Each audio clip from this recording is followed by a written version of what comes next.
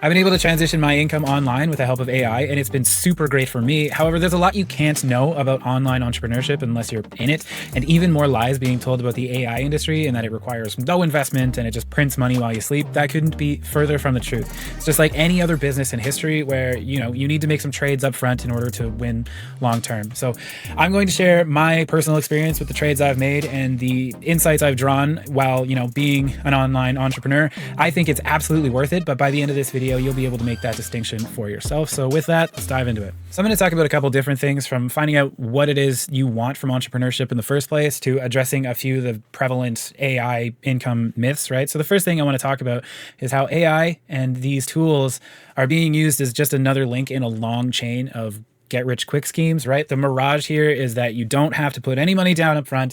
You don't have to learn any technical skills at all. And then AI will automatically deposit money into your bank account, right? Automated doesn't mean automatic. So I want to talk more about the consequences of that, essentially, right? You have all these people, gurus, selling, the snake oil where you can make $500 a day with ChatGPT, or the laziest ways to make money with AI. And it's kind of exploiting a vulnerable population of people that don't understand the tools or market economics at all and think that this is going to get them out of their current situation. And while the barrier to entry with AI is relatively low with, in the scheme of business, what this winds up doing is flooding the market with people that don't have an understanding of what it is they're doing, and it devalues everything. Okay. So I actually ran into this myself when I was first starting out.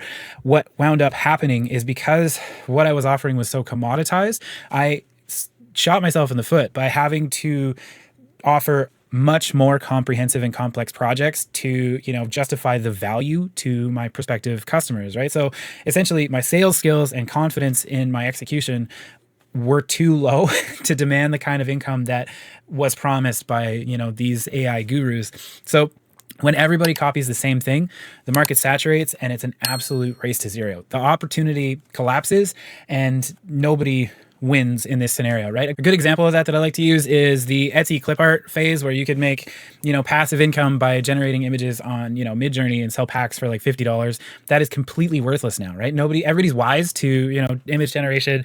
And that went from like $50 a pack down to like absolutely nothing. I felt compelled to lead with that and just make sure we're all on the same page, and that there is no such thing as easy money. Starting a business is difficult, no matter how you slice it. And AI is in fact a good business model and a lower barrier of entry in terms of, starting businesses, but it is not passive income off the top like a lot of these people will, have you believe. So I'll use that to transition into my experience, right? So there's still a lot of reasons why you might think that this is correct for you, right? And for myself, it came from being a little bit dissatisfied with my previous job. I wound up working way more than I wanted to for the same salary wage, right? I was working like 50, 60-hour weeks for a logistics company, and it wasn't bad. I didn't hate it. The people are great. I still wish them all the best, and, we stay in touch, but I didn't see myself there in, the next even year, right? So that's what the catalyst for change was for me. I wanted something different for myself. And I'll admit I fell into, the guru trap. I bumped into a Liam Otley video from a couple years ago, and how he was, building agents and doing these automations. And that seemed really fascinating to me. And I was just hooked. So I started learning those skills while I was working my job. And this is a key distinction, right? Another thing that a lot of these people seem to imply, at least, if not directly say, is it's not like this lever you pull that now this thing, and that means you can quit your job and start making $500 a day with ChatGPT or some other absolute ridiculous claim like that. No, you need that income to catch up, or at least, sustain your living before you would want to leave your steady job, right? So instead of, working this job on the side, I was still working my 50, 60-hour a week job and another full-time job building up this AI venture, right? So I was working nights and weekends on this thing, and I traded my time and my comfort temporarily to set myself up to be in a position where I could launch this full-time venture, right? And it sucked at first, but it's very important to know that it takes a tremendous amount of work to win in the beginning. It's not easy, okay? But think of it as pushing a boulder down a hill. That initial shove is heavy as all get out, but once it gets rolling, it gets a lot easier. It makes a lot more sense. Okay. So people tend to fail because they're either not willing to make that trade at the beginning or they're not willing to put the time in essentially ever, right? So you need to understand that when you're going into any new venture, there is a painful period at the start to set yourself up to win later. So all that said, we want to understand why we would put ourselves through that really uncomfortable, painful period in the first place, right? So I think when you ask, why are you interested in entrepreneurship? Most people have the same one answer, and it's freedom, and that looks different to everybody. It could be time, finance, location, or creativity. So going back to my experience and my example, I was dissatisfied with the inflexibility of my schedule, right? How much time my job was taking away from me and the other things that were important to me. And I was also a little bit dissatisfied with the wage, right? Being tied to one salary position or one salary number, no matter how hard I worked, I didn't love it. So for me, I was saying that I wanted time freedom and financial freedom, and that meant nothing to say out loud. Like, what is that? So I came up with a number that I thought would liberate me from, the opposite of financial freedom, which would be like financially chained. And it was $30,000 a month. And that's what I figured would give me the freedom in both time and financially to live the life that I wanted. But then, that led me to thinking about what kind of life I want. And really it's not a $30,000 a month lifestyle, right? Like, I want to be able to take my family on 4 vacations a year, and I don't want to have to worry about like my car payments. You know what I mean? I don't need $30,000 a month to do that, right? So financial freedom wasn't my main motivator. What my main motivator was to be able to have more flexibility in my schedule and be able to work from anywhere. So once I defined what it is I wanted from entrepreneurship, it became a lot easier for me to start working towards that goal. And it was less about the money and more about making sure that I was true to taking those steps every day, right? Because I didn't need that $30,000 a month. I don't care about the money as long as like the bills are paid, essentially. In order to do this right and ensure that you have the tools to continue moving forward in your entrepreneurship, you need to clearly define with specifics your why and what it is you want from entrepreneurship. Like, why are you doing this in the first place, right? So this isn't right for everybody, and that's okay. I know a lot of people that are, like financially chained to one employer and they live really great lives. They're really happy, So this is just about getting to the bottom of it and making sure that you're making this decision for the right reasons, at least, right? So with that, we've decided that this is for us, and, we're going to give the AI thing a chance. This is where we need to understand that the AI thing that we're given a chance is actually a lot less important than just understanding business, right? We're entrepreneurs. We're moving towards online business. The service or fulfillment end of things matters a lot less than being good business people. Okay.